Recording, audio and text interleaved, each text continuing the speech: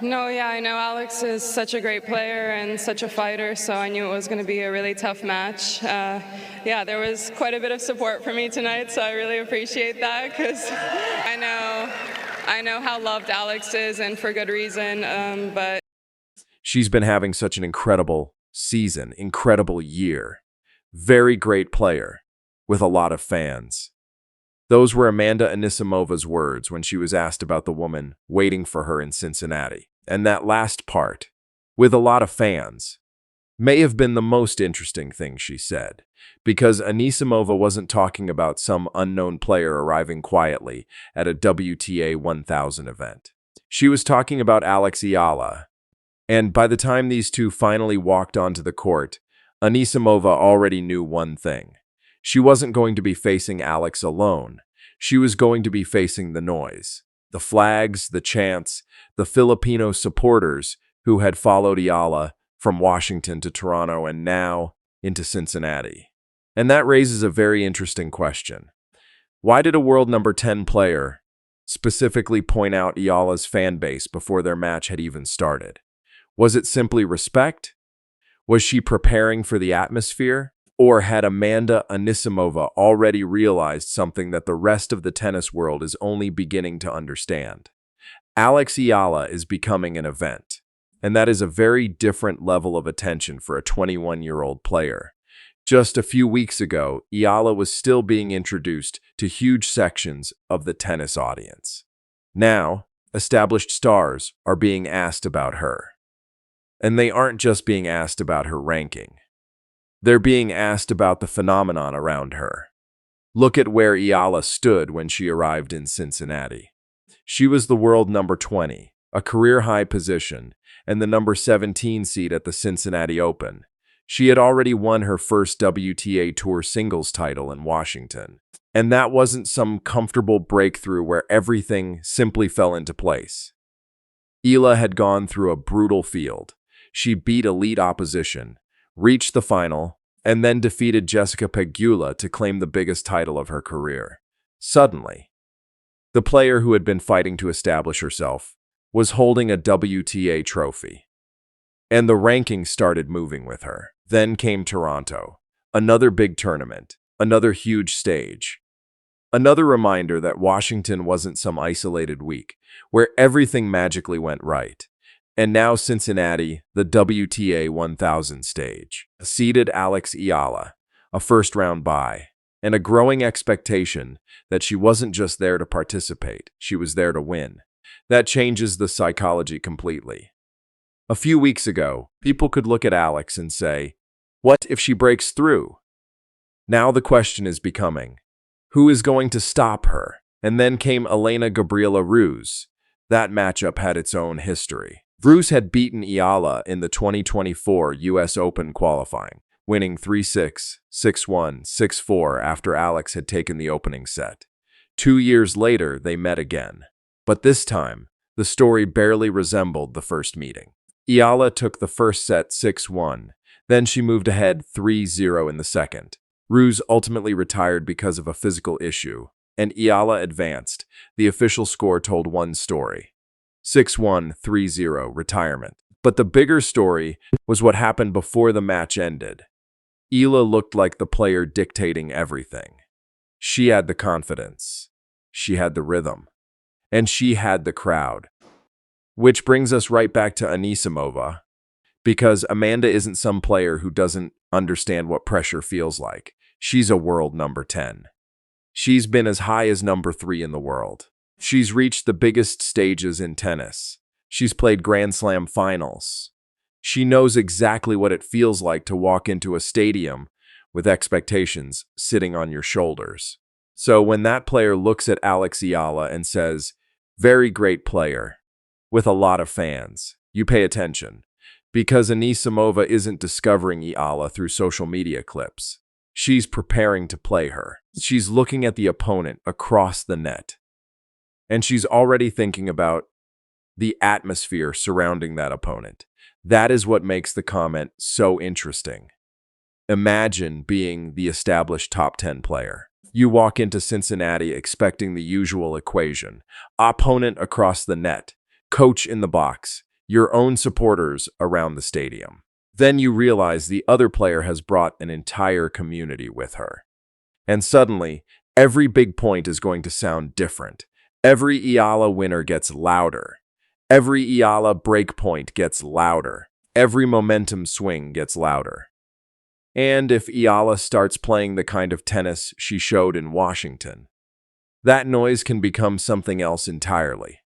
Because the crowd cannot hit the ball for her. It cannot return a 120-mile-per-hour serve. It cannot win a baseline exchange, but it can create an atmosphere that makes every point feel bigger. And Alex has already shown that she can perform inside that atmosphere. That's this Anisimova now has to deal with. Not just Alex Eala, world number 20. Not just the number 17 seed. Not just the player who has already collected multiple top 10 victories in 2026, but Alex Eala with an audience that increasingly treats her matches like something they cannot afford to miss. And maybe that's why those 4 words from Anisimova stood out with a lot of fans, because a few weeks ago, Alex Eala was the player people were discovering. Now, one of the world's best players is openly acknowledging the audience following her. That is a different stage of the rise. Ruse was the past. Anisimova was about to become the present, and for the first time, Alex Eala wasn't walking into Cincinnati as the surprise. She was walking in as the attraction. So the real question was no longer whether Alex could get people's attention. Anisimova had already confirmed that. The question was much more dangerous. Could Alex Eala turn all that attention into another top 10 victory? Because if she could, then Amanda Anisimova's, a lot of fans comment, would suddenly look like the smallest part of the story. Imagine being the world number 10, walking into a WTA 1000 match, and knowing the crowd might be louder for the 21-year-old across the net than it is for you. That was the strange reality facing Amanda Anisimova. Because by this point, Alex Eala wasn't just bringing her tennis to Cincinnati. She was bringing her people. Philippine flags were everywhere. Eala shirts filled sections of the stands. Chants broke out whenever she made a big play. And supporters weren't simply showing up because the match happened to be nearby. They had been following her Washington, Toronto, now Cincinnati. That is what makes the Eala story different. A player can have millions of followers online and still walk into a half-empty stadium. Eala's supporters do something much more tangible. They buy tickets, they travel, they wait, they wear her name, and they make themselves heard. Toronto had already provided the clearest example. Eala walked into Sobeys Stadium and found an enormous Filipino presence waiting for her. And even when the result didn't go her way, the support didn't disappear. That matters, because it tells you the audience isn't simply following victories. They're following Alex Eala herself. Then Washington changed the scale of everything. Eala won her first WTA Tour singles title, defeating Jessica Pegula in the final and beating elite opposition throughout the tournament. Suddenly, this wasn't just a promising young Filipina attracting attention. She was a champion. And the audience that had been cheering for the breakthrough now had something concrete to celebrate. A trophy, a ranking rise, more top 10 wins, more media attention, and another reason to show up at the next tournament. That's how a fan base becomes something bigger. It doesn't just react to success. It starts expecting the next chapter. And now Anisimova was standing directly in the middle of that story. Her comment suddenly becomes much more interesting. Very great player, with a lot of fans. Maybe she was simply being respectful. Maybe she knew the stadium would be heavily behind Eala. Or maybe it was something even simpler. She had realized that Alex Eala had become impossible to treat like an ordinary opponent. Because when Anisimova walked onto that court, she wasn't going to hear neutral noise. She was going to hear every Filipino supporter reacting to every Eala winner, every breakpoint, every comeback, every moment of momentum. And that creates a strange psychological environment. But let's be clear about something. Crowds don't win tennis matches. They can create energy. They can make a player feel supported. They can make an opponent uncomfortable. But eventually, somebody still has to win the points, and that is where Alex's tennis becomes important. Because the reason this audience keeps getting louder is not simply because she's Filipino. It's because she's giving them something to believe in. Her left-handed forehand creates awkward angles. Her spin can push opponents into uncomfortable contact points. She can take the ball early and steal time. And when she gets the chance, she can suddenly turn defense into attack. Her serve doesn't need to be the biggest weapon on the court if the next ball is coming hard enough to put the opponent immediately under pressure. That combination is part of what makes Eala so difficult to read. And Anisimova had one major problem. She had never played her before. Their WTA head-to-head was 0-0. No previous match to study from personal experience, no familiar rhythm, no memory of how Eala reacts when Anisimova attacks her. And the same problem existed on the other side. Eala had never had to solve Anisimova in a professional match either. That's what made this matchup so unpredictable. Anisimova had the resume. She had reached a Wimbledon final. She had climbed as high as world number 3.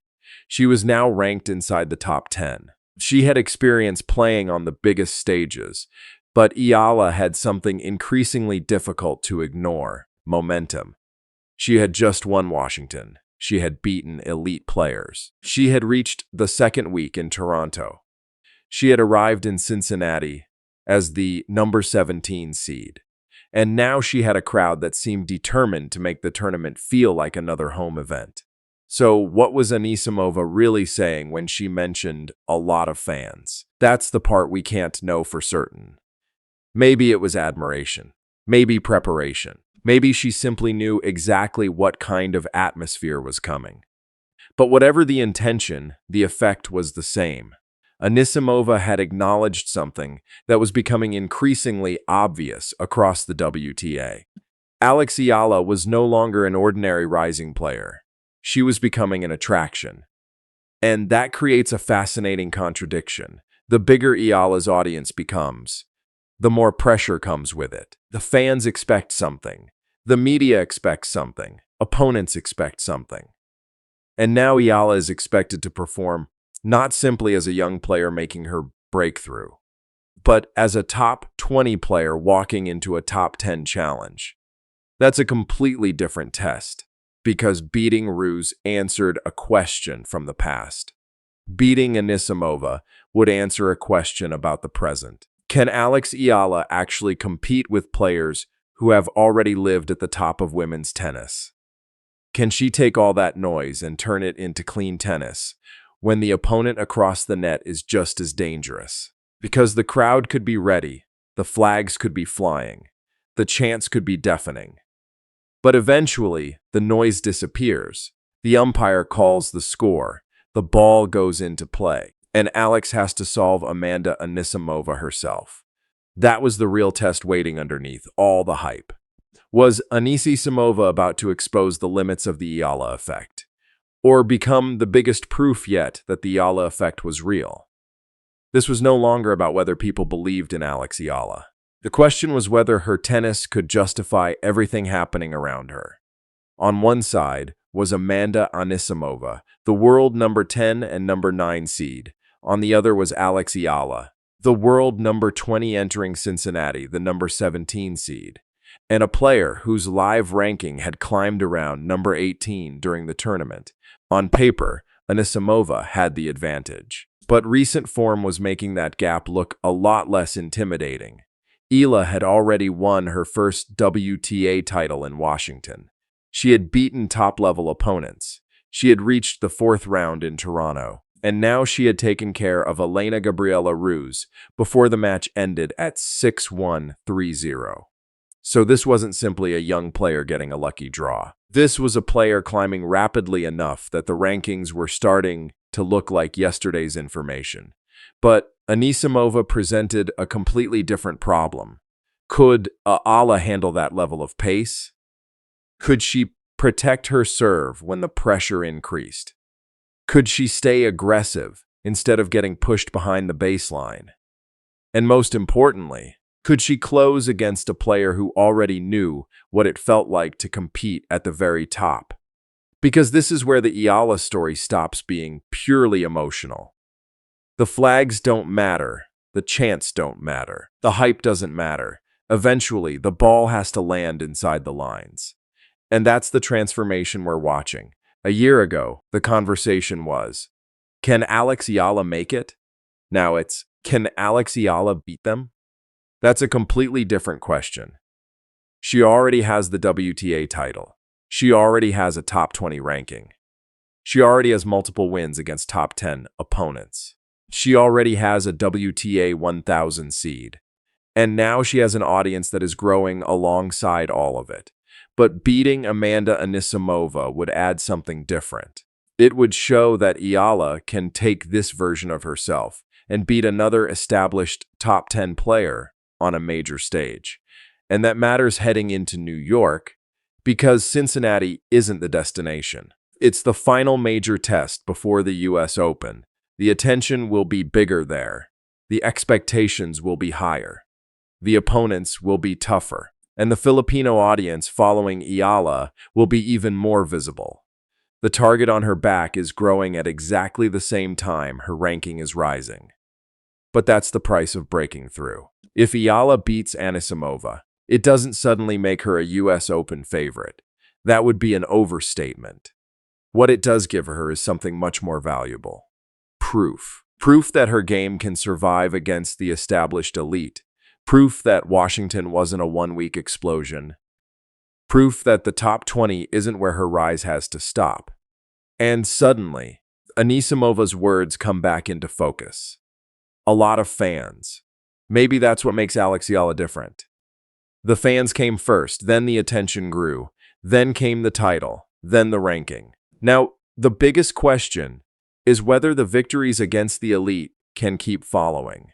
Because Amanda Anisimova already understood one thing before she stepped onto the court. Alex Eala wasn't going to be facing her alone. There would be flags. There would be noise. There would be thousands of people waiting for every big point. But once the first ball was served, none of that could hit a winner for her. The crowd could create the atmosphere. Alex Eala had to create the result. And if she could beat a world number 10 in Cincinnati, then a lot of fans would suddenly become the least interesting thing Amanda Anisimova had said about Alex Eala. Final question. Can Alex Eala turn the hype, the crowd, and her breakout season into another top 10 victory before the US Open?